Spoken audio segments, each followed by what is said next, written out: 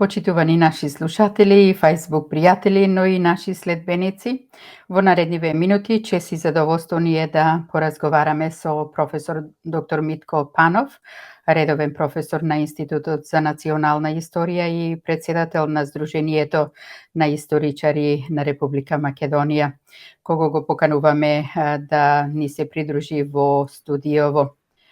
Се надеваме се гледаме, верувам и се слушаме. Доколку Да, добар ден. Господине Панов, добро ви утро и добро ни дојдовте на Македонски корен. Благодарам на поканата.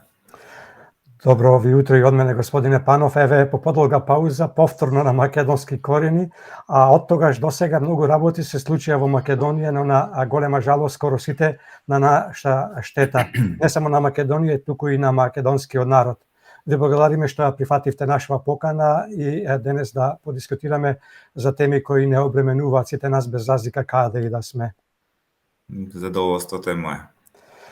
Македонија е се уште во криза и тоа можеби една од најголемите кризи и тоа на повеќе основи. Политичка, економска, финансиска, енергетска и да не ги набројувам повеќе. За овие кризи мора некој да е виновен. Вие доаѓате од научната фела и во вечерашниот разговор ќе пробаме повеќе да се задржиме на науката, но секако неизбежно ќе биде да се споменува и политиката, односно политичката одговорност. Према вас, кој е најодговорен за ова што Македонија се најде во ова лудило? Зошто постојано се наоѓаме во некакви кризи и зошто Македонија пред се, македонскиот народ, мора да страда поради неодговорност на оние кои треба да бидат најодговорни? Зошто се дозволи општеството да ни го водат дилетанти? Јас во сите мои излагања се обидувам да ја изолирам политиката во функција на тоа што секогаш настојам да аргументирам и моите излагања секогаш се базирани на аргументација. Во контекст на општествените состојби, точно е дека последните 5 години, како рефлексија на договорите кои што беа подпишани со соседите, ние сме постојано во некаква под некаква присила, под некаков притисок, општеството е поделено и тука неминовно треба одговорноста да се лоцира токму во политиката, бидејќи оние што ја водат политиката од аспект на тоа што, како што можеме да видиме, ние историчарите или научниците и сите кои што се занимаваме со историја или кои што имаме општествена одговорност во зависност од нашите позиции, сепак треба да го кренеме гласот во смисла на тоа дека многу од работите кои што се диктирани по политички пат не придонесуваат ниту за добрососедски односи, а уште помалку за стратешките интереси на Република Македонија. Во таа смисла, јас мислам дека македонскиот народ е подложен на невиден притисок, досега незабележан во модерните демократии на 21 век, да во име на евроинтеграциите кои што подразбираат почитување на европските вредности, се откажува од истите, односно станува пример како европските вредности не се почитуваат токму во контекст на Република Македонија и на македонскиот народ, кој што се наоѓа под некаков услов да ја промени сопствената историја со сопствениот национален наратив, за да ги задоволи другите национални наративи на други нации, што е апсолутно незапамтено до сега. А знаеме што значи доколку се ревидира националниот наратив и се прилагодува на националните наративи на соседните земји, тоа значи де факто признавање дека македонскиот народ има проблем со сопствениот идентитет, односно дека македонската нација, тезите на соседите дека македонската нација е вештачки продукт, треба да бидат финален резултат од политичкиве договори. Со последниот протокол стана јасно, сосема јасно дека со Бугарија дека целта е да се комплетно разнебити македонскиот народ, да се оспори македонската нација, македонскиот јазик како еден од идентитетските атрибути, а се со цел да се реализираат, според мене, агендите од 19. век, кои што сега ни се пласираат како историски вистини преку политички договори. Неодамна, поточно на 21. јули, имавте објавено една колумна со наслов "Безвредната илузија на познанието на историјата и себе поништувањето". Колумната ја започнавте со прашања и овде секако со ваша дозвола би ги прочитала тие прашања. Што за македонскиот правник представува компатибилност на научната мисла? Дали треба историската научна мисла да се врами во политички договор и комисиски да се дефинира како вистина за да биде компатибилна? Дали треба да бидеш странец за да бидеш релевантен, односно дали македонските историчари за него не се компатибилни само по себе? Господине Панов, ќе сакате ли да ни кажете што беше тоа што ве провоцира да ја напишете оваа колумна? За кој правник се работи и секако ќе сакате ли да ни ги разјасните целите, односно позадината на овие прашања, а за оние кои ја немаат прочитано оваа ваша колумна да им ја пренесете, односно повторете пораката која ја пративте до дотичниот правник? Па да, јас бев испровоциран од еден напис и во тој напис не бев лично именуван, меѓутоа од контекстот стана јасно дека се однесува на мене, на еден мој интервју за Сител телевизија и одговорив на соодветен начин, значи не го именував дотичниот правник и ќе останам на тоа. Мислам дека оние што се запознати со состојбите или што ги следат во дискусиите во јавниот простор ќе знаат за кого се работи. Меѓутоа тенденцијата не ми беше да некого напаѓам или слично, туку беше да едноставно застанам во одбрана на македонската историографија. Од аспект што под превезот на западната или светска историографија, како што се наведуваше во написот на дотичниот правник, беше констатирано дека македонците треба доследно да ги следат насоките на методолошките насоки или достигнување на западната и светската историографија, што би подразбирало во крајна линија да се прифати под превезот на западната или злоупотребата на западната и светска историографија да се прифати бугарскиот наратив како вистина. И од тие причини реагирав, ги поставив тие прашања и на тамошниот дел од колумната укажав на мојата монографија која што објавена во Странство и што е прва за цар Самуил, воопшто објавена во светската историографија на англиски јазик и во Странство. Бидејќи другите монографии кои што се посветени на цар Самуил, специјално посветени, значи зборуваме за тематски фокус на исклучиво на самата држава, не во некои генерални истории. Во таа смисла посочив дека всушност мојата монографија како објавена во западни светски рамки како прва таква би требало да биде по логиката на нештата да биде прифатена како западна историографија или светска. Меѓутоа очигледно дека доколку македонец се пишува таа историографија за некој од колегите во Република Македонија, тоа не е релевантно.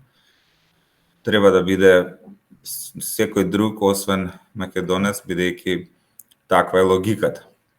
И од тие причини укажав на недозволувањето или неприфатливоста да се догматизира било која историографија во смисла на тоа дека таа е единствено вистинска и таа треба да се прифати како национален наратив, што е уште пострашно. И во таа насока констатирав дека таквата осуда на меморијата, имало такви примери во минатото, например во Римската империја има примери на damnatio memorae, каде што се осудуваат личности заради некомпатибилноста со политиките и се прави тенденција да се што е поврзано со таа личност која што е осудена или од римскиот император или од римскиот сенат, а која што не се согласува со политиките, во таа се осудува и се што е поврзано со меморијата, односно секој запис или било каква материјален доказ се уништува. Така што од тие причини реагирав затоа што ние де факто сме поставени во една таква состојба сега да како нација или како народ сме осудени на нашата меморија и со резултатот на компатибилноста на политиките во контекст на овие тенденции кои што ни се наметнуваат, треба да биде финалниот резултат да не постои македонскиот народ, односно да се избрише меморијата за неговото постоење. И од тие причини реагирав и укажав на погрешната методологија која ни се сервира, бидејќи секој историски факт е субјективен сам по себе. И од тие причини вистинскиот историчар секогаш се обидува да критички гледа на историските извори, бидејќи фактите сами по себе се субјективни, бидејќи ги напишал некој човек во одреден конкретен временски период, кој што треба да се види дали ги рефлектирала во најголем дел ги рефлектирал политичките контексти на своето време, дали тоа било наменски или самиот по себе бил дел од политичките елити. Така што методолошки е неприфатливо да се вели дека има догматизирани историски вистини. И од тие причини реагирав и укажав на тоа дека тенденцијата на западната историографија, што и јас ја споделуваме, дефинитивно критика на догматизирањето на историјата, особено од аспект на политиките. И во таа смисла сметам дека секој историчар во светот, посебно во Република Македонија, мора да се води од тие начела и принципи за да не дозволи да се врами во политиката, а на тој начин да се ограничи неговата научна слобода на научно изразување или слобода на научната мисла. А токму тоа со протоколот и со последните политички тенденции се случува со Република Македонија. И за тоа и беше колумната. Така. Господине Панов, откога завршија онака како што завршија процедурите со францускиот предлог и гласањето на информацијата за преговарачката рамка во Македонското собрание, пред помалку од 2 недели се случи таа толку долго најавувана меѓувладена конференција во Брисел, каде што Македонија требаше да добие почеток на преговорите, ама не доби. Наместо тоа доби уште неколку нови устови, меѓу кои отварањето на уставот и вметнувањето на бугарите во него, со што сега фокусот на вниманието се сврти кон уставните измени. Како вие ќе го прокоментирате она што се случи во Брисел, но и она што следуваше после тоа со опишувањата во провладините медиуми за некаков си триумфализам и почеток на преговорите и првата меѓувладена конференција? Започнаа ли преговорите или пак започна само најавата дека Македонија и македонскиот народ ќе ја платат прескапата цена и тоа на рати. Какви се вашите очекувања? Ќе успее ли власта со познатите балкански методи, како што се подкупи, вклучување на јавното обвинителство како политичка алатка, да обезбеди двотретинско мнозинство за да го отворат уставот и да ги вметнат бугарите во него како конститутивен народ, како што се небулозните барања на Бугарија? Видете, во суштина самиот исход во контекст на францускиот предлог, кој што се дел од преговарачкиот процес, нели, се поставени како насоки или како услов, се поставуваат нешто што до сега не било применето за ниту еден кандидат, земја членка, кандидат за членство во Европската унија. Од тие причини Република Македонија е преседан сам по себе и начинот на кој што беше усвоен предлогот во Република Македонија, да не забораваме предходно беше одбиен од страна на политичкото раководство, за да потоа со некои минорни, ја би рекол, замаскирани или шминка на првата верзија на францускиот предлог, што во суштина останува иста, се пристапи кон инволвирање на собранието на Република Македонија во легитимирањето на францускиот предлог, иако тоа не беше надлежност на собранието. Требаше владата да го усвои, односно да го одобри, а собранието само да биде информирано. Тоа е процедурата. Од друга страна, собранието беше инволвирано и во другиот контекст, кој што го спомнавте, бидејќи во самиот предлог се наведува како услов за почеток на преговорите, значи дефинитивно не преговорите се само формално започнати, не се ни започнати во суштина, бидејќи ова е само прва фаза од отварањето на преговорите. Значи фазата на отварањето, тоа е термин кој што е измислен, нели, за да се прикаже дека преговорите се почнати, меѓутоа де факто не се. А условот за да се заврши фазата на отварање на преговори, значи втората фаза, е уставните промени.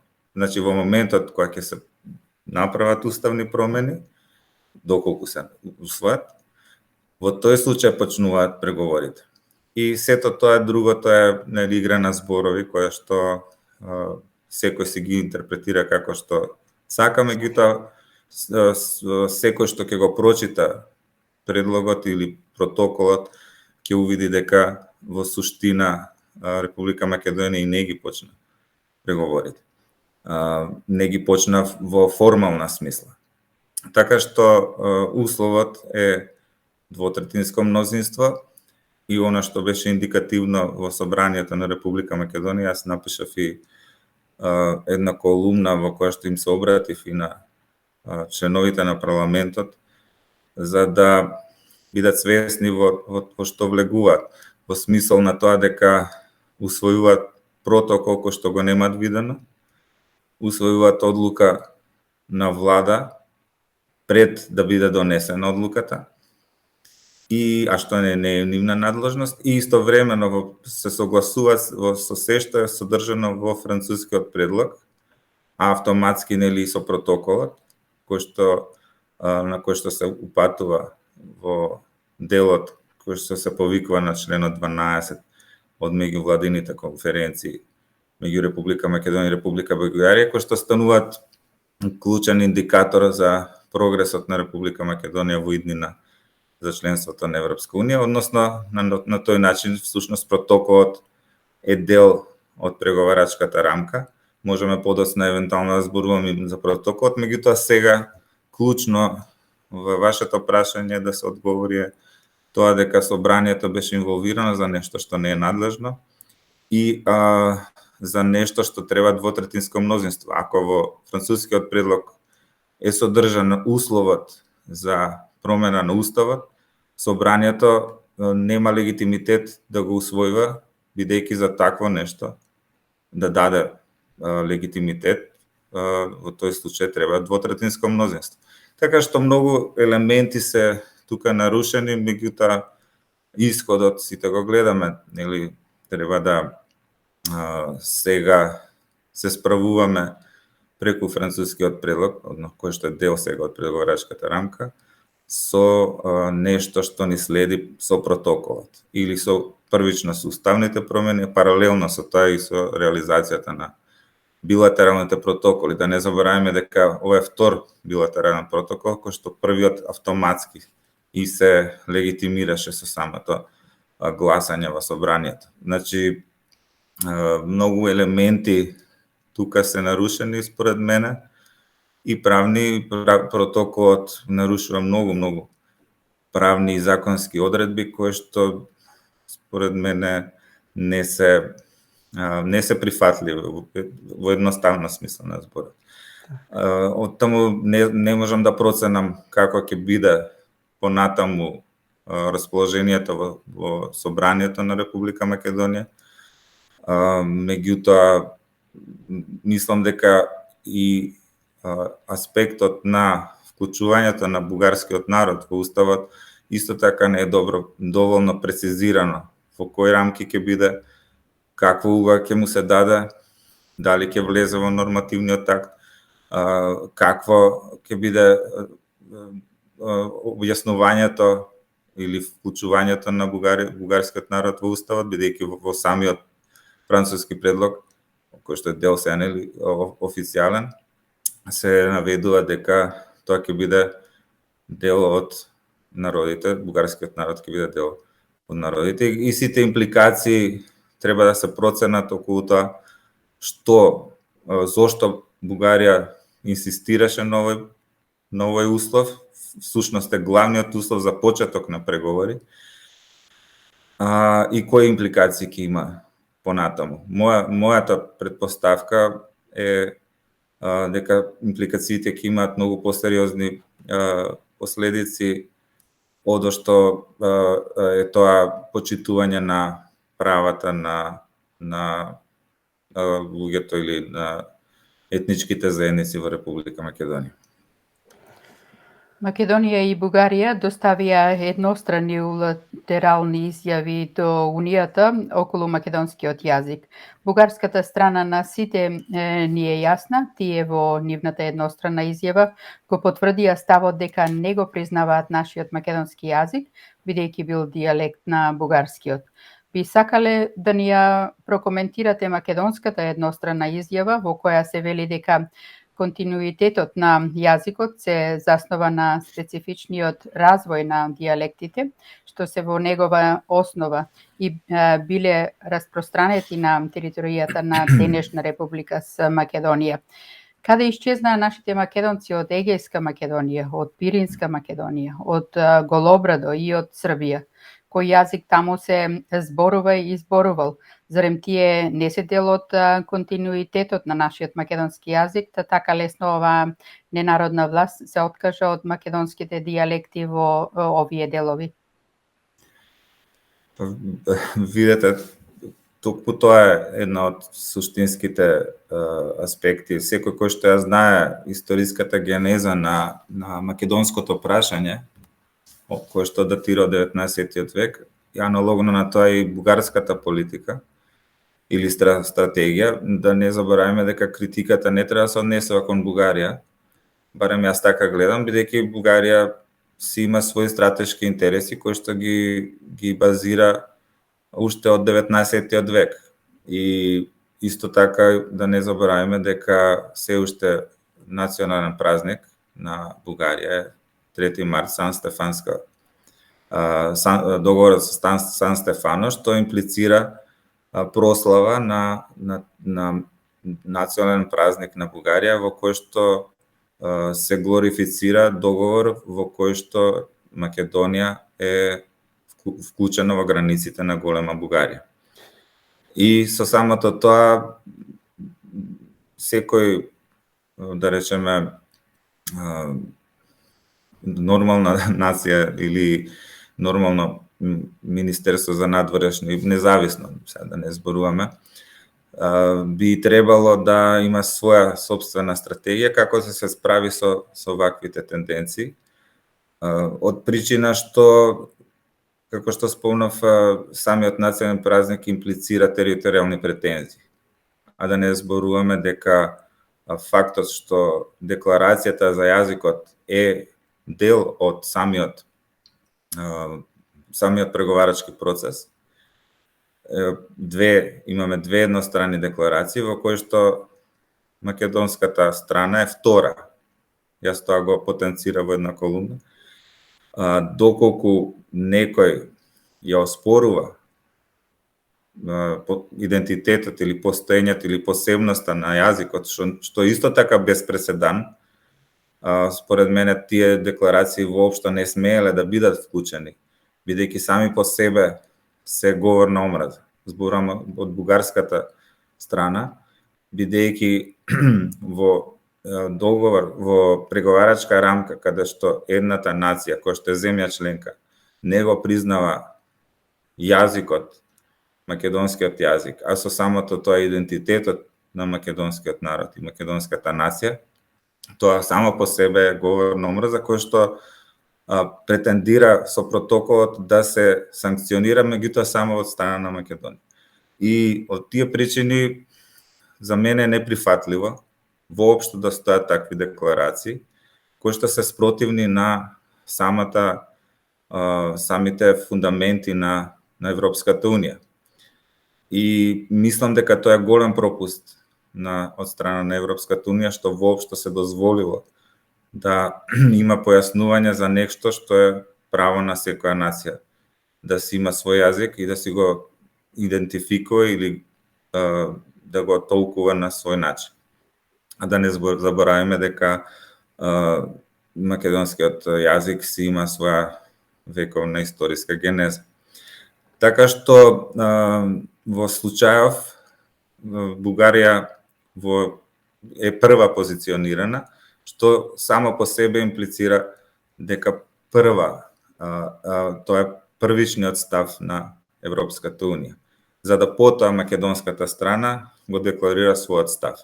Би требало, доколку по инсистирање на Бугарија морало тоа да се случи, во тој случај требаше македонската декларација да биде прва, па потоа Бугарија да има своја резерва на тоа.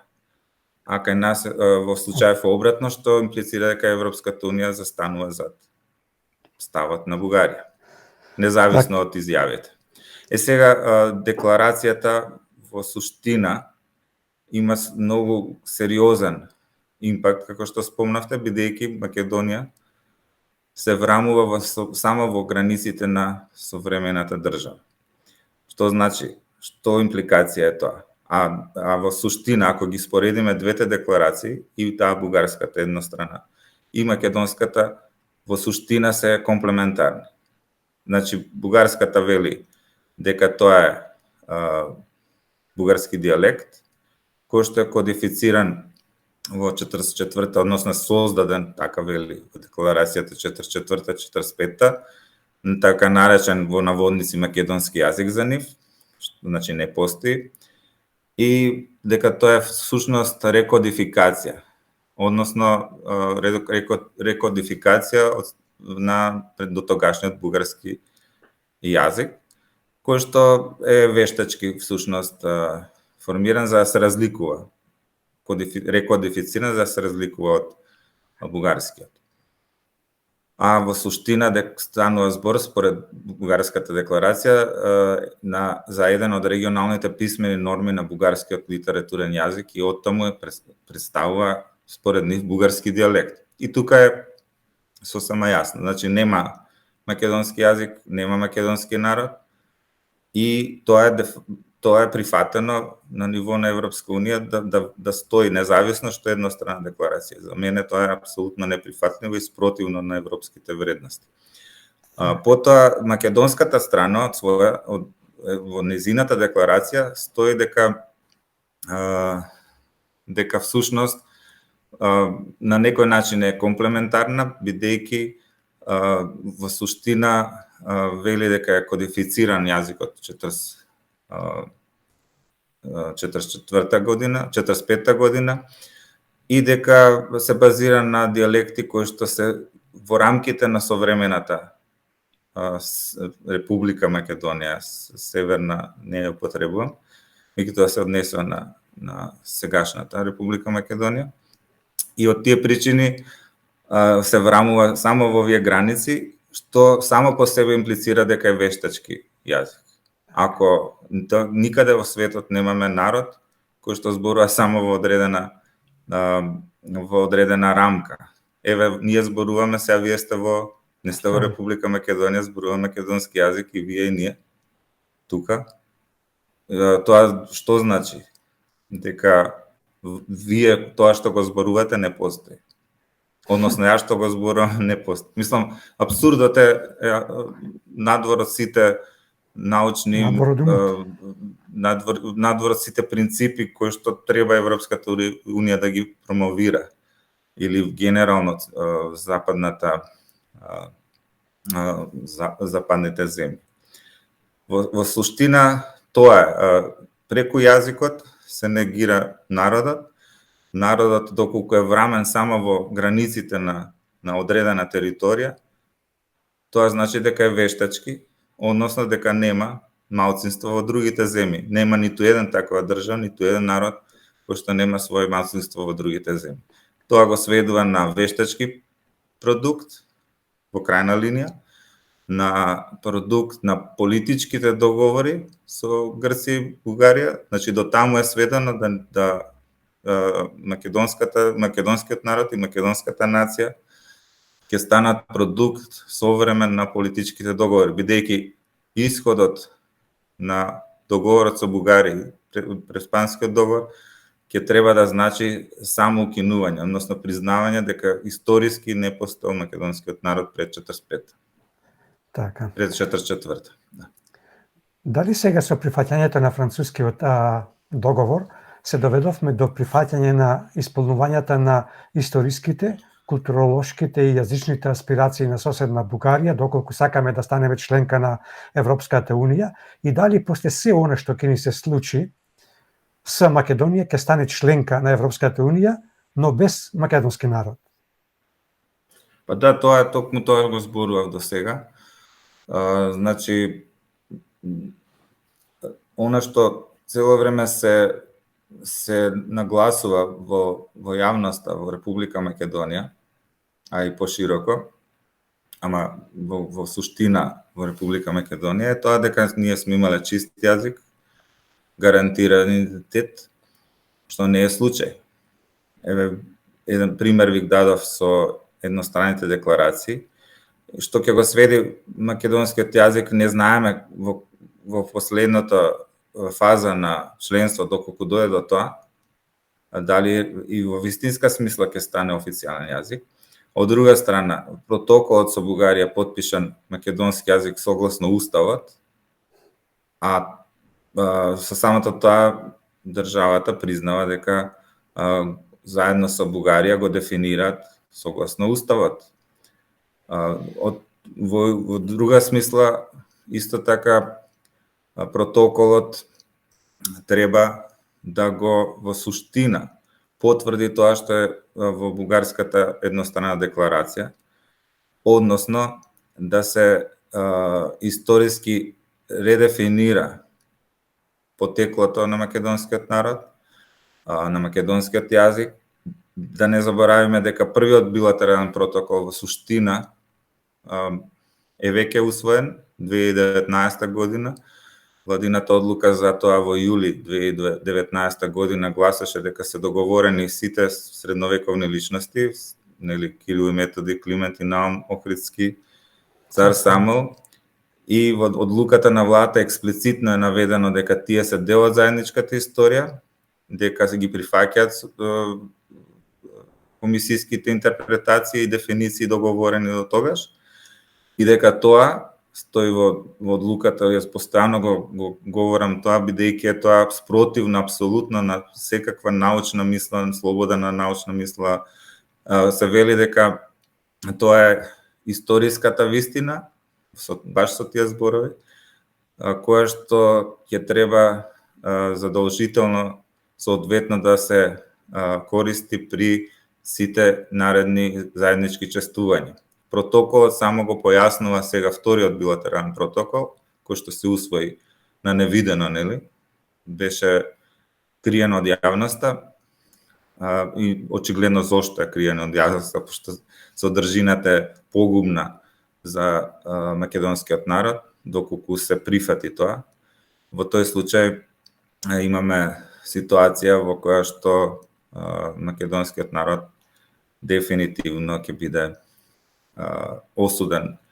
Неговата меморија, како што спомнав и претходно, ќе биде веќе осудена, само треба да се имплементира бришењето на меморијата. Žalostno. Дали излезот од оваа позиција во која се наоѓа Македонија, морам да речам по своја вина, односно попрецизно по вина на оваа власт која во изминативе 5 години не знаеше како да се постави пред бугарските небулозни барања, е поништување, односно суспендирање на договорот за добрососедство. И кој би бил следниот чекор ако се суспендира овој погубен договор за добрососедство на штета на Македонија и македонскиот народ? Видете, тоа е веќе политичко прашање. Мислам дека во договорот има механизам за раскинување на самиот договор, и тоа не е нешто непознато во меѓународната практика, доколку секоја држава или нација процени дека од стратешки интерес се загрозуваат нејзините стратешки интереси, има право да го поништи. Друга е процедурата во однос на Преспанскиот договор, меѓутоа договорот со добрососедство со Бугарија има сосема друга и полесна процедура за раскинување.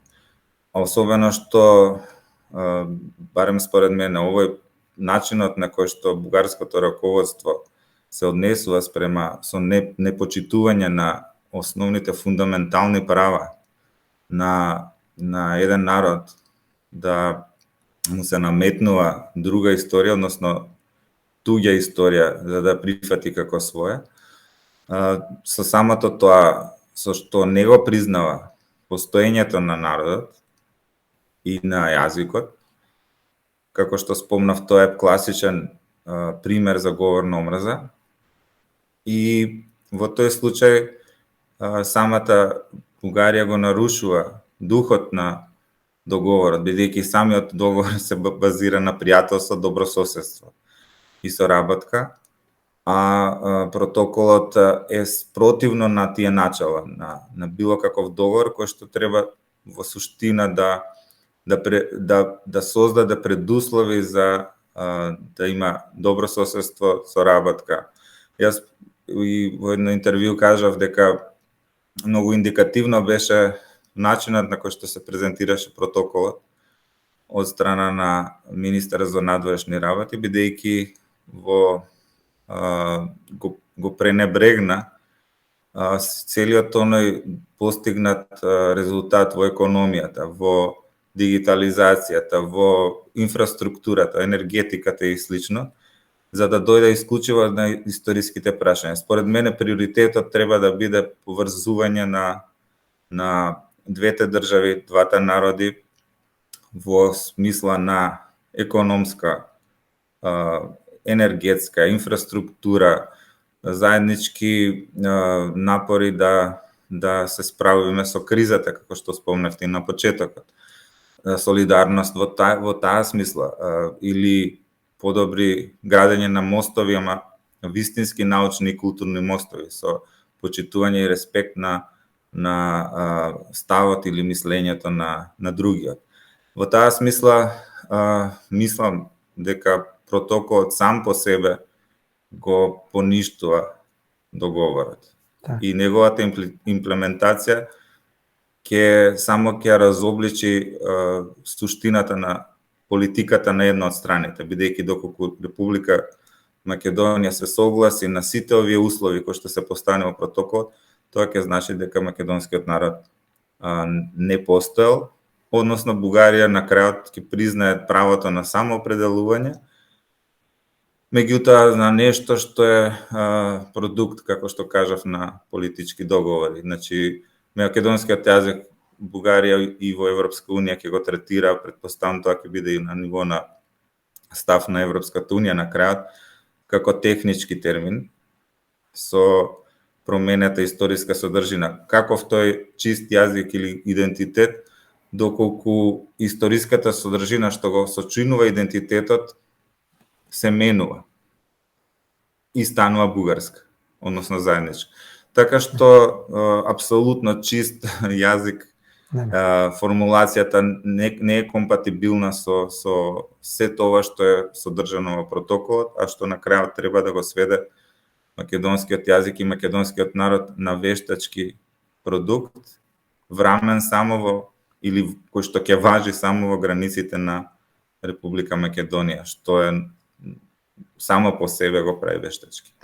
Така, власта во изминатиот период ја убедуваше македонската јавност дека историјата нема да биде услов за македонските евроинтеграции.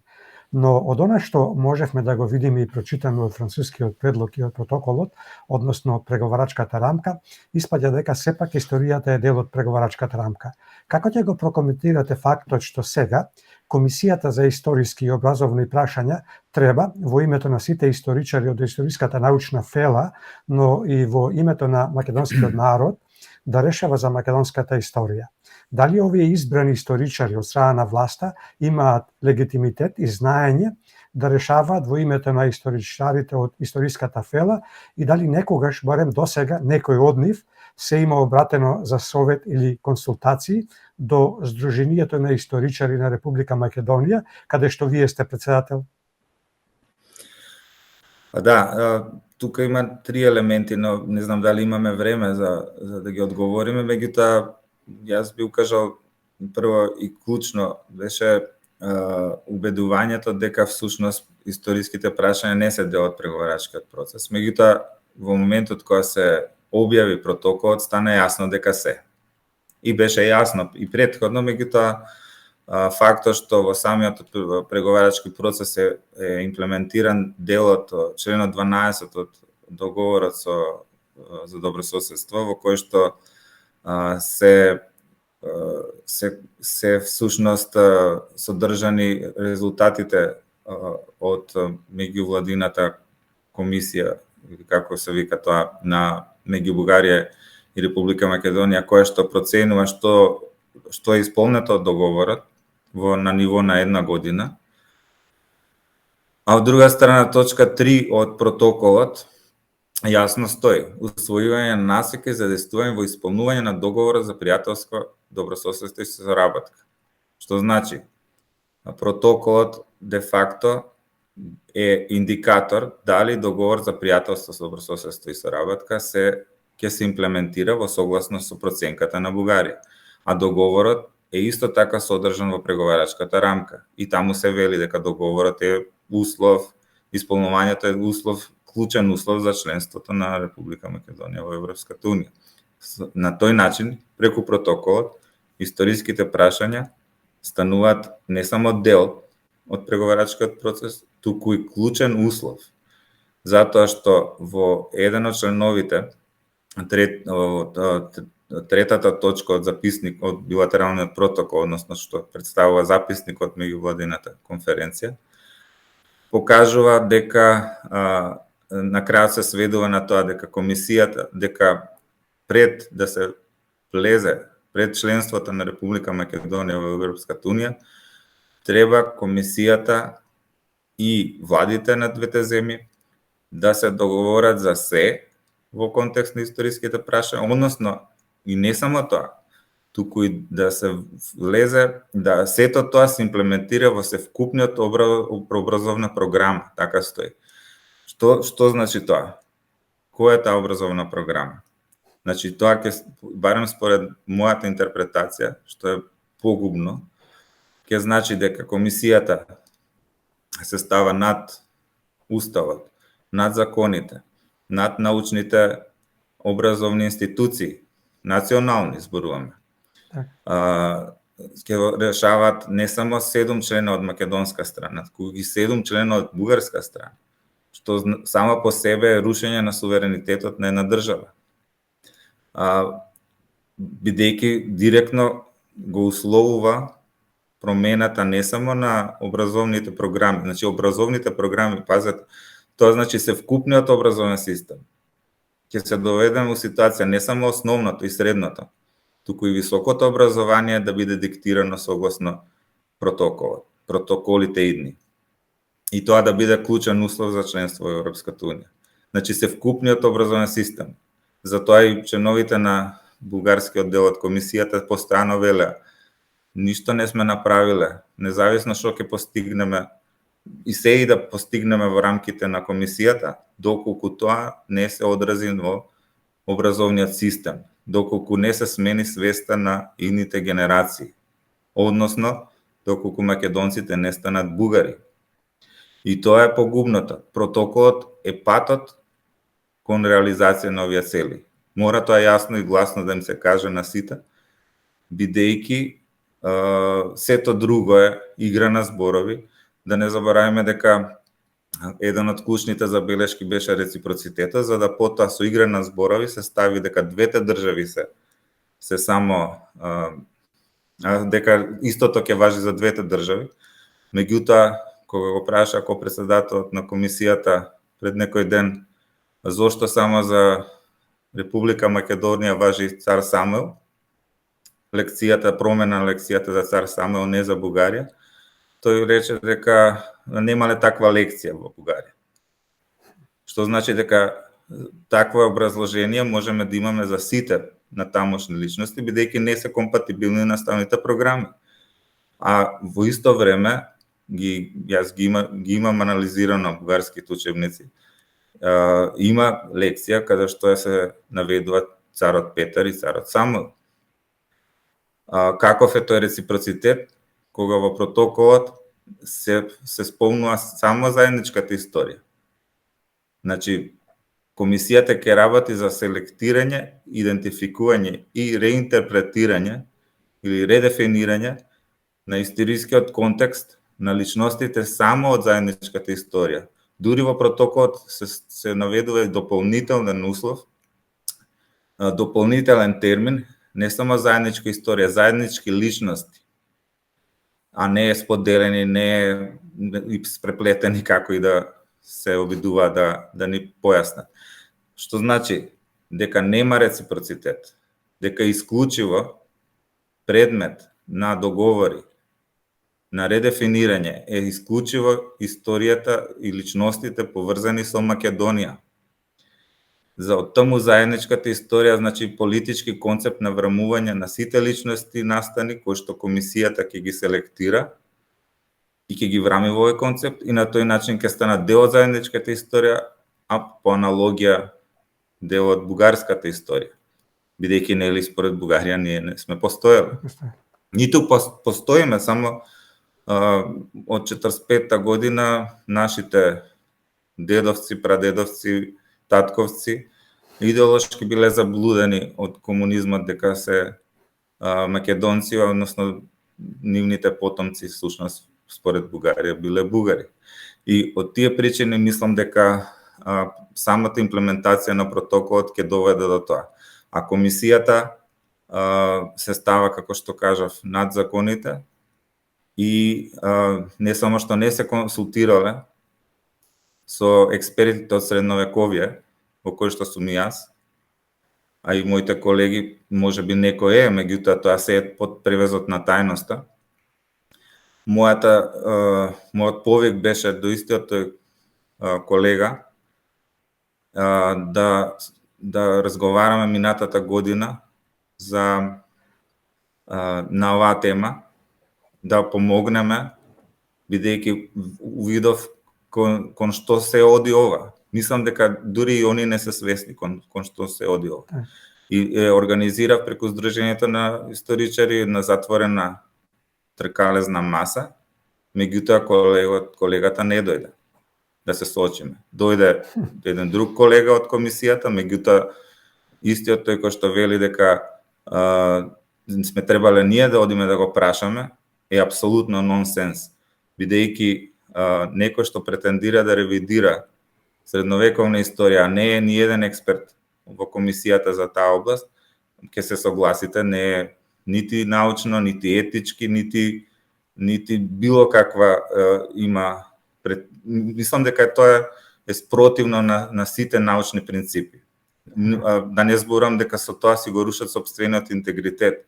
Мојот нема никогаш да го срушат, бидејќи јас за себе имам публикации и во странство објавувани и верификувани од анонимни рецензенти кои што се светски познати. А интегритетот научен сами си го доведуваат во прашање. Ако го имате. Така.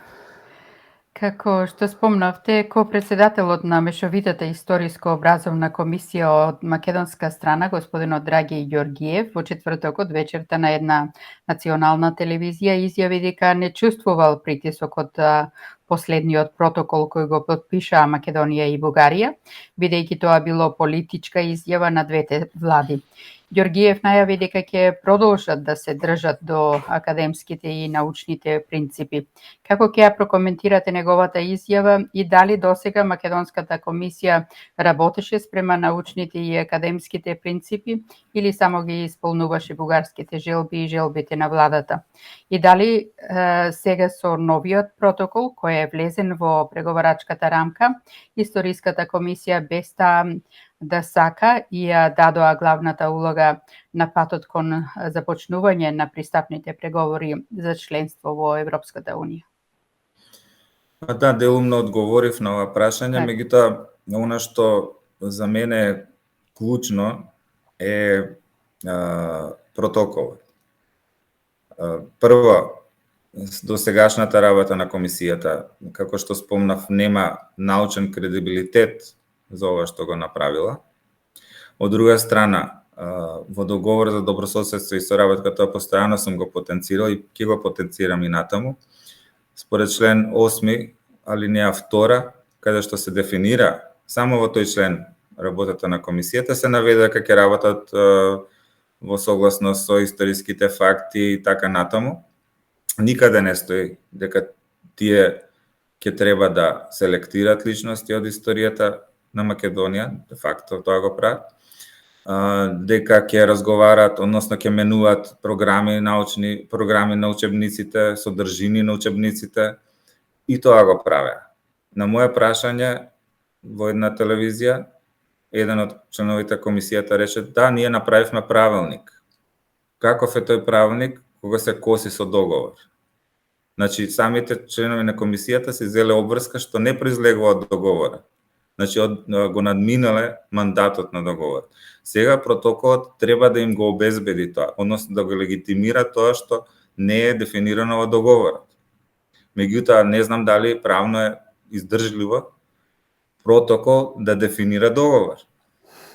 Односно да додефинира. Доколку е анекс на договорот, да. Меѓутоа, протокол или записник од меѓувладина комисија, апсолутно не. Што значи дека било кој други промена на комисијата, од други членови, а тоа ќе се случи, бидејќи доколку остане договорот на сила или не се протоколот не предизвика освестување дека всушност со самиот протокол се задира директно во идентитетот или во идентитетското ткиво на македонскиот народ, тогаш имаме две алтернативи, барем јас така ги гледам, дека доколку комисијата остане како клучен услов, како што реков за Европската унија, тогаш не борбата условно, него борбата за научните принципи, борбата за слобода на научната мисла, борбата за идентитетот, за чување на идентитетот на македонскиот народ, независно од флоскулите што се сервираат, дека ништо не задира во тоа, а гледаме дека е. Во тој случај, промената на членовите на комисијата во иднина ќе значи ревизија на се што тие правеле, бидејќи го немале кредибилитетот. Има една клучна димензија која што некако ја занемариле, според моје мислење, а тоа е дека немаат експерт од областа на средновековието, за да го легитимира нивното делување, односно ревизија. Што друго значи тоа? Дека ако немаат они експерт од средновековието, требале во најмала рака или да вклучат еден таков експерт, или да, пошто знаат дека фундаментот на бугарската политика од 19 век до денес било средновековието. Јас во книгата го имам тоа елаборирано после Втората светска војна, транскриптите, каде што Бугарија се откажува од средновековието, или транскриптите во 60-тите години, каде што бугарското политичко раководство вели да, можеме да се откажеме од Самуил, меѓутоа ако се откажеме од половина од историјата на Македонија, нема да ни остане што ќе имаме ние од историја. Така што мислам дека тенденцијата е тоа. Неодржливо, апсолутно неодржливо. Сдруженијето на историчари, јас најавив дека ќе поканиме експерти во септември, бидејќи за еден месец ќе се објават сите дефиниции, формулации што ги договорила комисијата, па ќе ги ставиме на увид на јавноста, научната јавност да се произнесе за нив. Доколку ги прифаќа, окей, меѓутоа доколку не ги прифаќа, што прави комисијата? Бидејќи нема кредибилитет од аспект на тоа што нема експерти вклучени од таа област. Тоа е како да било кој дојде, некој што не се занимава со османлиски период и да го ревидира делот за Османлиската империја. Мислам, нонсенс. Уште едно прашање поврзано со протоколот, да се однесува на изразот ја охрабруваме комисијата за една година да се заврши периодот од средниот век, а од друга страна владите си даваат обврска на следната меѓувладина комисија да се усвои целиот период на средниот век. Нели ова е еден вид давање на рок наместо охрабрување?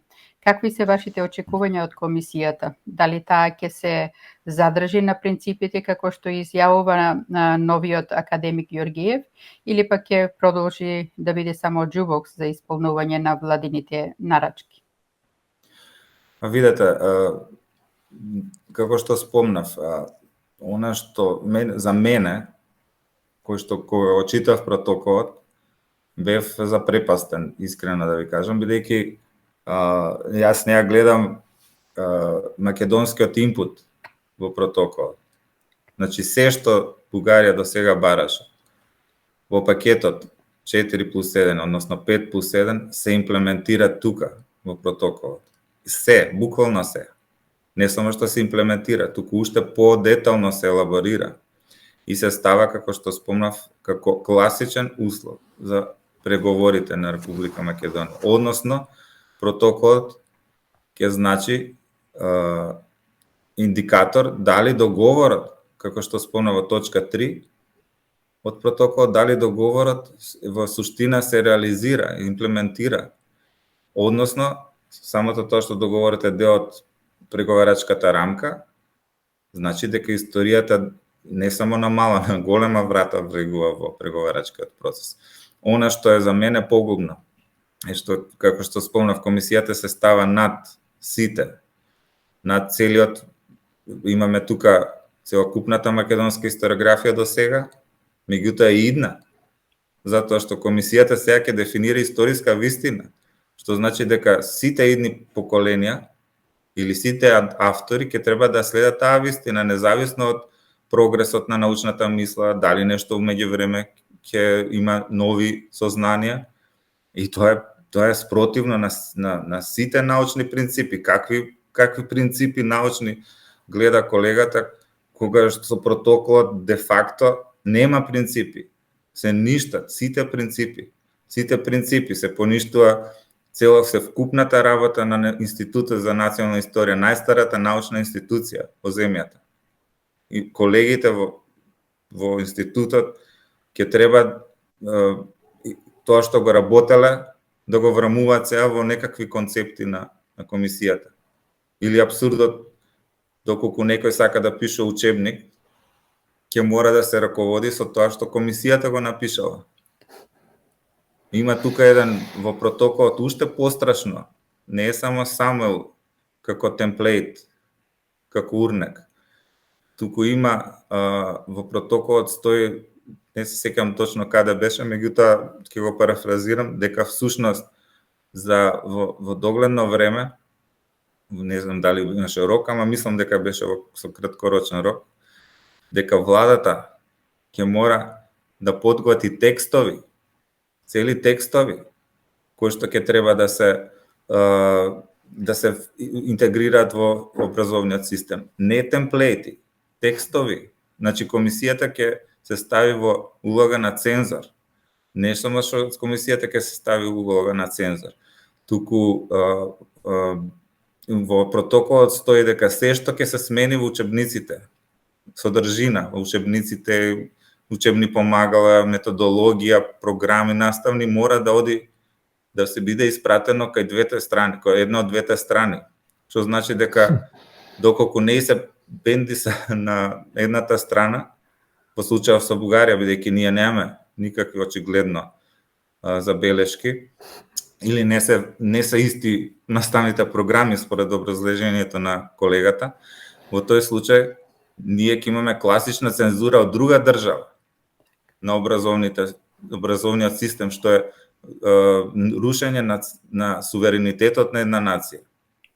Значи, протоколот ги надминува сите можни, какви принципи научни, ова се човечки принципи надминување и миштења. Така.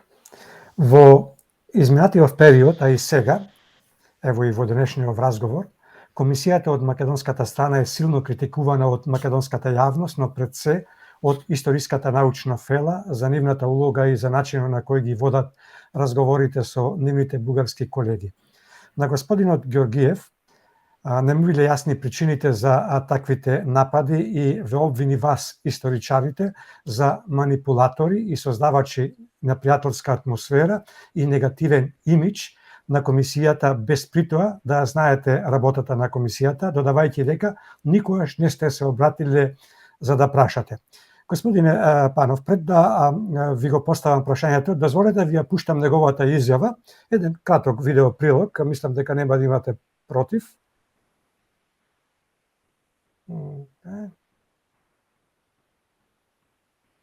Да, понекогаш домашната јавност и нападите од домашната јавност и посебно од наши колеги, неколку наши колеги кои апсолутно ја следат нашите работи и постојано сме на удар од некои нивни пишувања и изјави,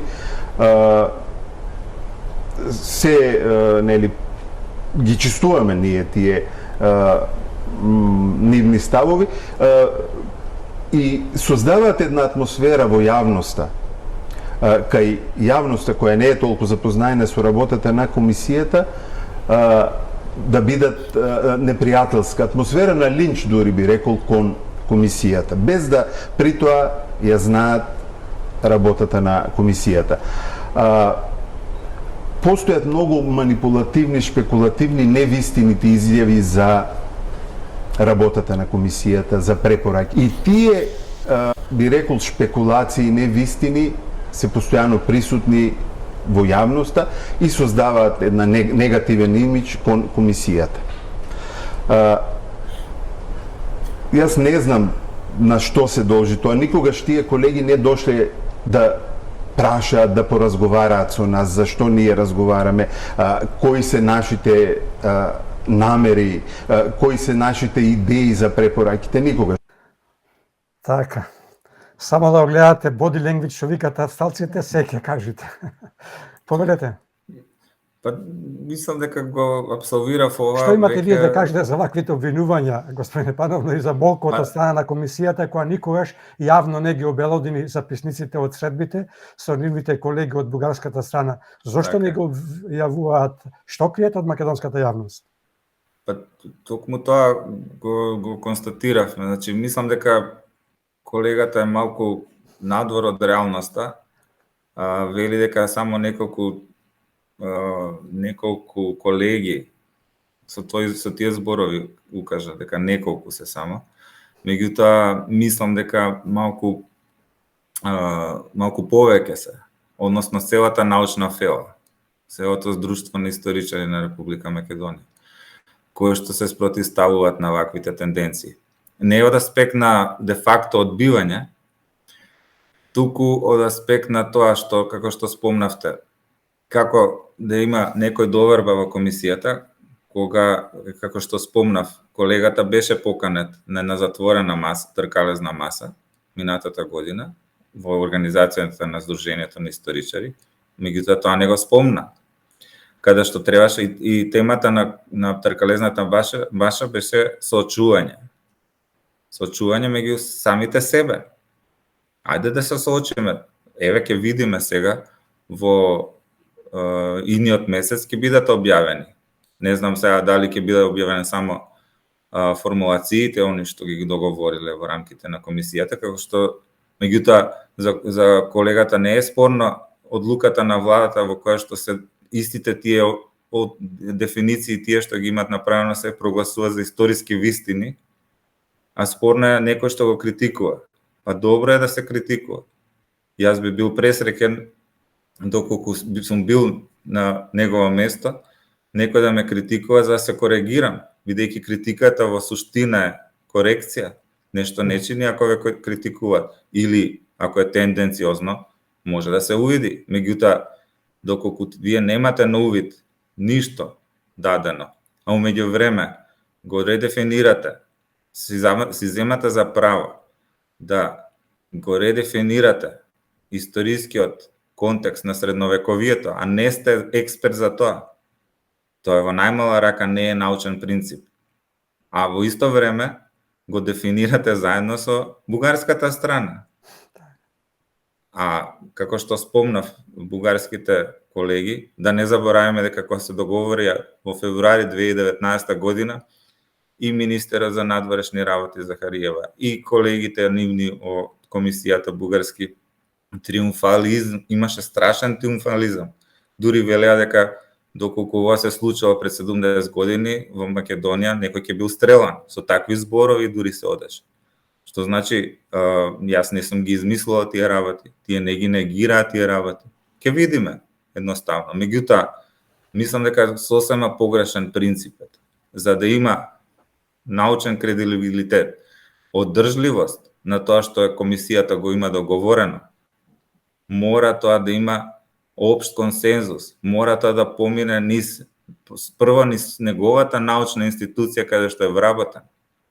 Затоа што се задират сите досегашни резултати на македонската историографија и резултатите на неговите колеги, како што спомнав, резултатите кои што јас и во Западна Европа ги промовирав.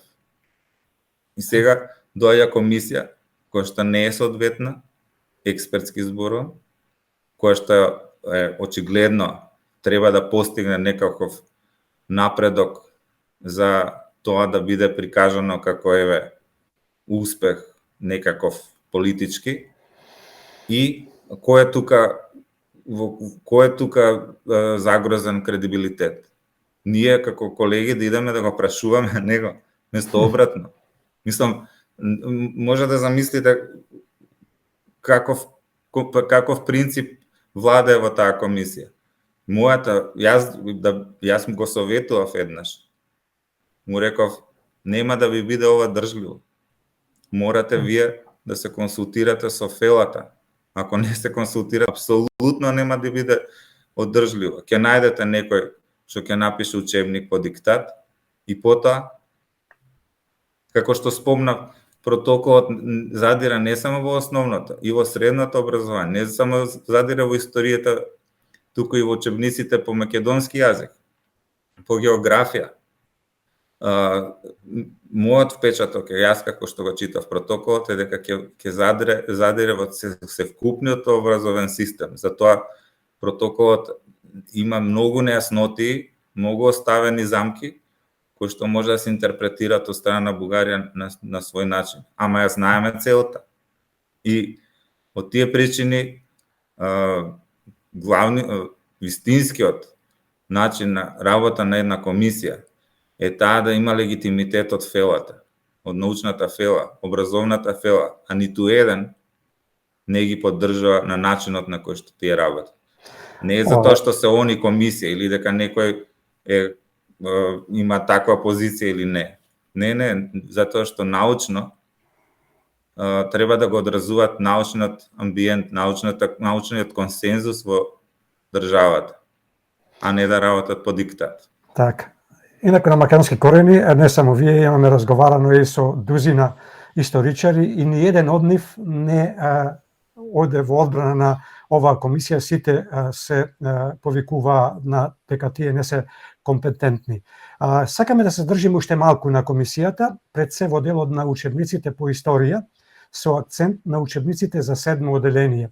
Спрема протоколот, учебниците во Македонија и во Бугарија за рок од 2 години треба да се променат според заедничките заклучоци на заедничката мешовита комисија.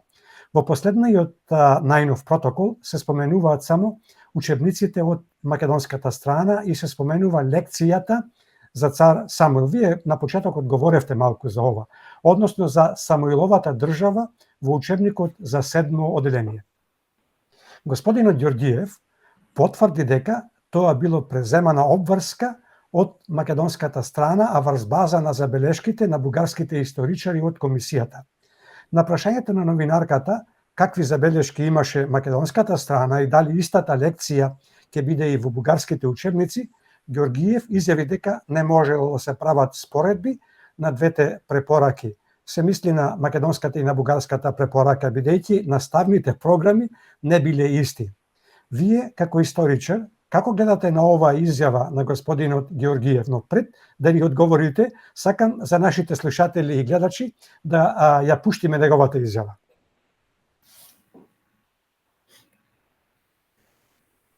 Тоа е прифатено во протоколот од наша страна. Значи, јас не можам да кажам зошто е така, бидејќи јас не сум учествувал во правењето на протоколот и не знам.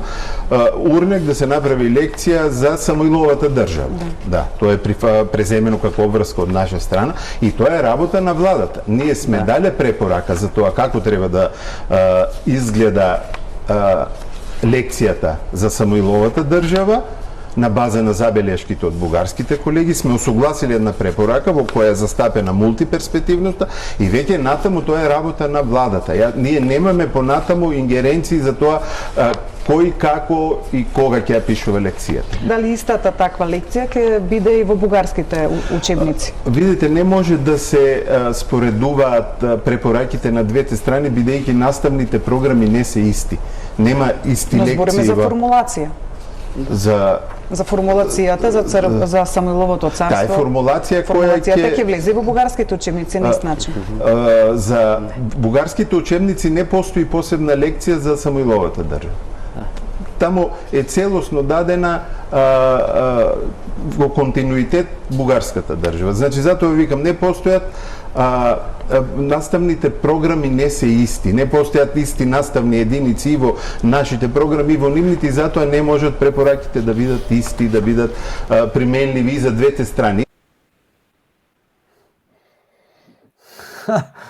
Па да, ова е реципроцитетот за кој што зборува, нели, класичен, како да кажам, нема реципроцитет. По таа логика, аз спомнав дека во еден од учебниците во Бугарија, што е сега се изучува и во 2022-2023 година, има лекција Цар Петар и Цар Самуил. Наставните програми го врамуваат во една поширока рамка за бугарската држава, меѓутоа има лекција таква.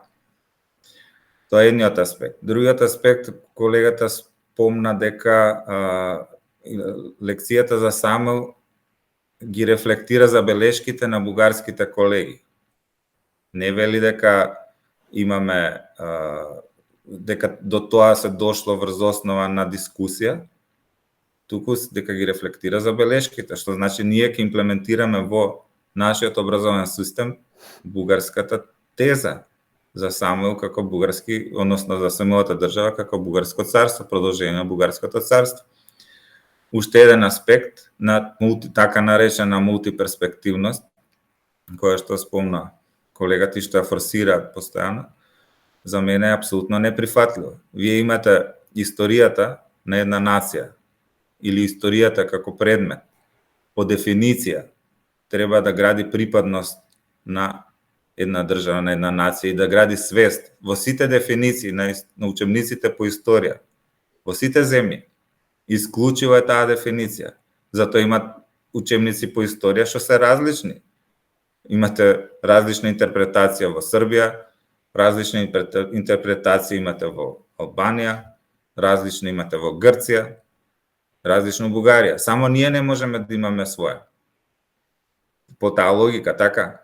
Да. И во таа мултиперспективност треба да ја врами во суштина бугарската теза, или не само за овој период, за сите идни, бидејќи тоа веќе урне како треба во иднина да се прави. А како што спомнав во протоколот, има уште пострашна работа дека владата врз основа на комисијата ќе пишува текстови, не урнеци. И што значи ни се воведува класична цензура. Да. Не цензура, не знам како да го дефинирам. Од тие причини ова нема ништо заедничко со научните принципи. Како што спомнав, историјата се изучува исклучиво за градење на припадност кон една нација. Секоја промена врз основа на желби или политички диктати од друга држава или друга нација подразбира градење на свест на припадност на друга или туѓа нација. И тоа е клучниот момент. Не знам дали го разбираат колегите, меѓутоа тоа е клучниот момент. Нивното објаснување на мултиперспективност е дека доколку им се даде да изберат, треба да им се даде на учениците, пазете, на учениците од основно образование, да им се даде бугарската верзија, која што предпоставувам дека ќе биде врамена како некоја доминантна светска, што не е точно. И од друга страна не знаеме каква ќе биде другата мултиперспективност, односно македонската верзија. И врз основа на тоа, тие треба да се изберат самите, такво е објаснението, самите да изберат што е за нив поприфатливо. Казете, поприфатливо имате теза која што е спротивна на досегашната историографија, спротивна на асномските традиции, да не заборавам Панко Брашнаров, кога го отвара заседанието на Асном, се повикува на традициите на самоата држава. Тоа што значи дека кога ќе очитат учениците Панко Брашнаров, ќе речат, овој не знал што зборува. Да. Или дека тоа е дел од таа идеолошка конструкција која што Бугарија ќе ја протурка до 44 година. Мислам, апсолутно се коси со сите принципи на градење на свест и припадност кон една нација. Не можете вие на дете од 12 години, 13, колку да биде, да му дадете избор. Да му дадете избор дали ќе биде бугарин, односно дали ќе го света сопственото културно-историско наследство како бугарско, или ќе го смета како свое. Мислам, стварно е истиот принцип ќе треба се примени очигледно, ако така го форсира и за Гоце Делчев, како дел од заедничката историја. И сега треба децата да изберат дали ќе го сметат како бугарин, односно дали ќе го сметат дека тој се борел само за ослободување на Македонија, меѓутоа етнички бил бугарин. Тоа е теоријата на Бугарија. Или за Асном, дека немало фашистички окупација тука. Мислам за борбата Втора светска војна, или за да не зборуваме за Балканските војни, како ќе биде тоа имплементирано. Или за 19-тиот век преродбениците. Мислам дека ова е без преседан. Значи, повторно ќе потенцирам, секој народ, секоја нација си има своји митови, во кои што го градела својот идентитет. Независно, правото на културно-историско наследство на територијата е право на една држава.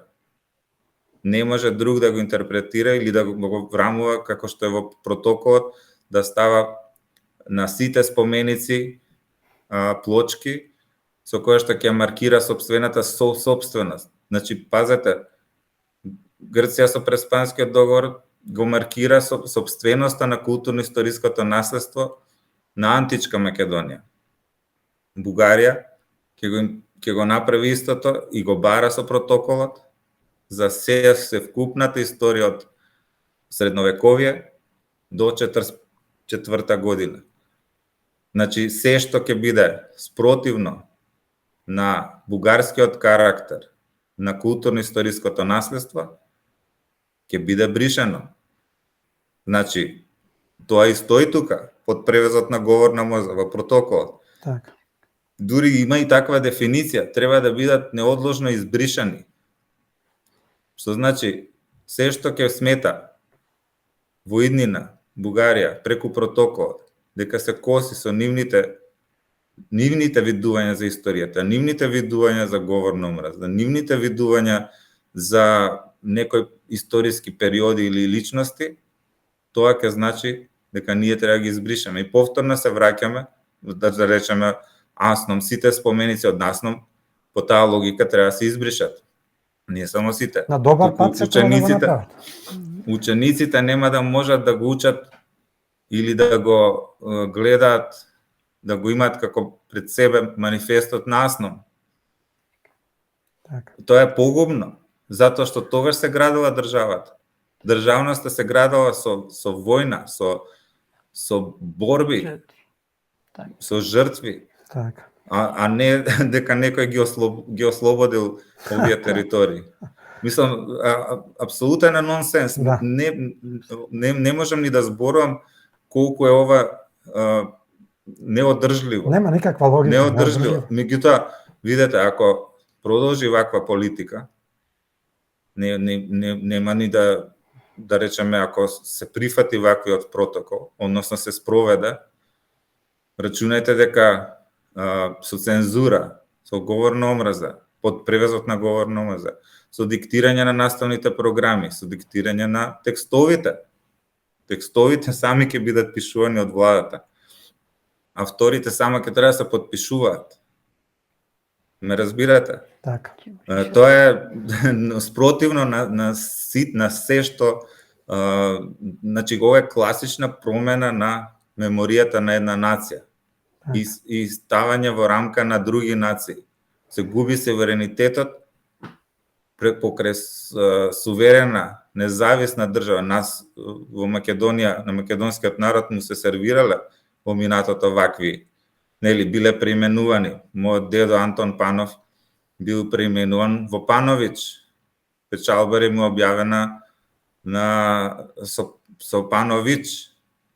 Меѓутоа тоа не го направило него Србин и не се ни продал. Има документи кај што се спомнува дека за $300,000 не се продал во тоа време. Да. Ме разбирате? Да. Тие биле македонци. И сега зборуваме во услови која немало држава. Сега кој имаме собствена држава, ние сами си се проблематизираме, сами си дозволуваме да некој друг да не проблематизира. Так. И тоа под превезот на вредностите некакви. Да. Што, мислам, ние сме пример како не треба. Така. И мислам дека треба да направиме една многу проактивна политика. Македонија или македонското раководство, не верувам дека ова нешто ќе направи, меѓутоа некои идни раководства ќе треба да го повратат суверенитетот на државата. Затоа што да привршуваме помалку. Да. Сега е време да се спречи, не да се лечи покасно. Така. Апсолутно. Францускиот предлог, преговарачката рамка, унатералните изјави и гласањето на пратениците од албанските политички партии за заклучоците за преговарачката рамка во законодавниот дом на Македонија се изгледа ги подели академиците во Ману по прашањето дали треба или не треба да создаде трета албанска академија. Каков е вашиот став по ова прашање? Ќе се подели ли Ману на академци македонци и академици албанци? Па јас тука не би навлегла во внатрешните односи на Македонската академија. Мислам дека треба во овие исклучително чувствителни моменти за македонскиот народ да се демонстрира солидарност. Солидарност од останатите етнички заедници, бидејќи идентитетот на македонскиот народ е доведен во прашање. Особено што францускиот предлог беше усвоен наспроти војата на 75% од македонците, зборуваме македонци во вистинска смисла, во етничка, не во национална. Така што мислам дека тука треба една добар диалог, диалог на научно образовно ниво, да не се преточат овие политички тенденции на научен план. Бидејќи Македонската академија по вокација е врвот би требало да биде, нели, врвот на академската заедница во Република Македонија и тој обединувачки фактор. Зошто се пренесува овој политички контекст, тоа е друго прашање, меѓутоа мислам дека правилниот начин ќе биде низ еден диалог да се свати дека во интерес на сите е идентитетот на македонскиот народ да биде сочуван. Во смисла, бидејќи зборуваме за нешто што во перспектива може да доведе до сериозни импликации. Доколку бугарите влезат во уставот, тоа ќе значи дополнителни барања, зборував и претходно околу тоа. Предпоставам дека ќе биде баран официјален јазик и натаму сите тие импликации кои што ќе следат.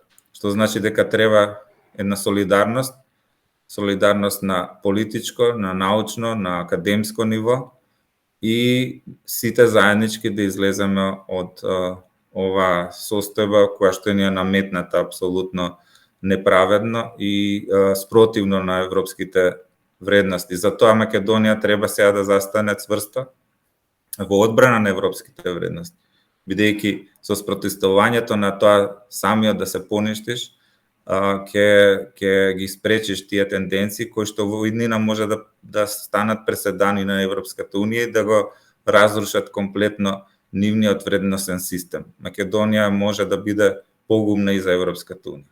Така, господине Панов, уште за 2-3 минути сакам да поставам уште едно прашање, прашањето ќе го поврзам со една ваша колумна со наслов Цар Самуил, Македонија, Русија и голема Бугарија.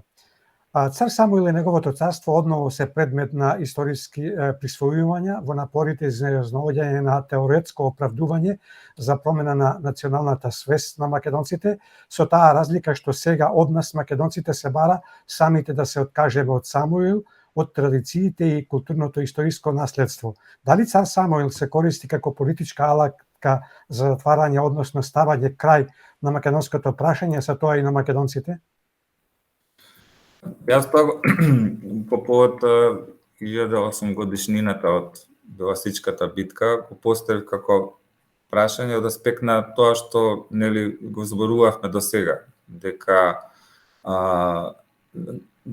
за да се разберат сите овие тенденции на бугарската политика и протоколот кој што треба да послужи како алатка за реализација на истите, мораме да го имаме предвид историската генеза. А таа почна од 19 век и јас се обидов да укажам на оние традиции кои што отсуствувале во Османлиска Бугарија во однос на Самуил.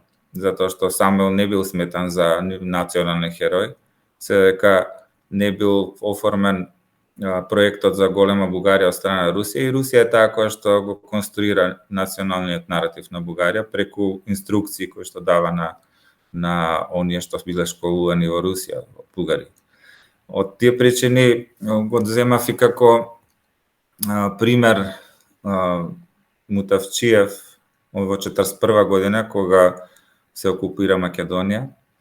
од страна на Бугарија и кој што вели, има еден цитат, можам да го парафразирам, дека во суштина секој си ја присвојува самилата држава, бидејќи таа е